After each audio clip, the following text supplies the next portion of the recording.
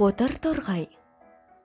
Бір қотыр торғай шеңгелге қонып отырғанда, жарасының қара қотырланған аузын шеңгелдің тікенегі сыдырып кетіпті.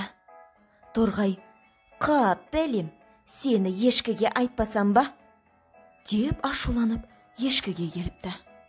Ешкі, ана шеңгелдің сылдырмағын неге жемейсің? Сонда оған ешкі: "Мә, оны жемек түгіл, өзім лақтай алмай жатырмын" депті. Торғай: "Қап, бәлем, сені қасқырға айтпасам ба?"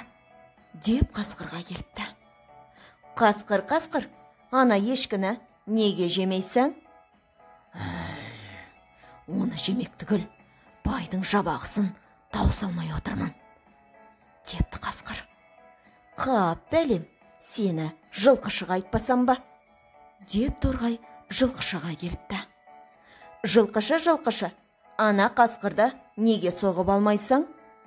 Жылқышы: "Оны соғып алмақ түгіл, өзімнің ұйқым қанбай жүр" депті.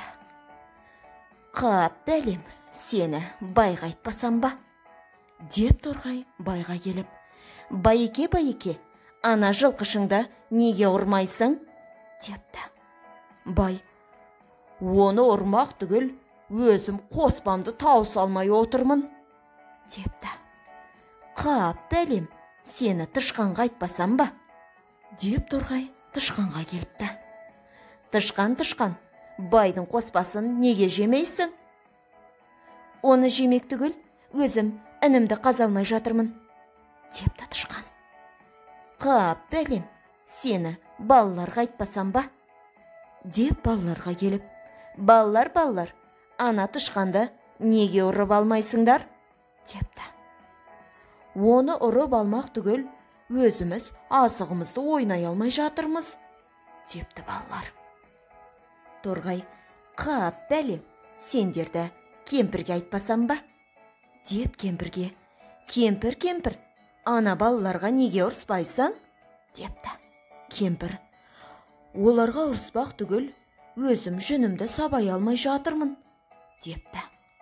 "Қап, бәлем, сені құйынға айтпасам ба?"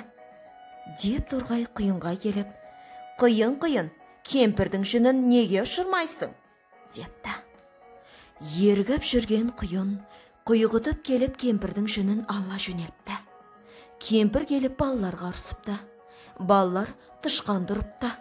Тышқан байдың қоспасын жепті. Бай жылқышыны ұрыпты. Жылқышы қасқырды соғып алыпты. Қасқыр ешкіні жепті. Ешкі шеңгелдің сылдырмағын жеп, қотыр торғай осылайша шеңгелден өшін алған екен дейді.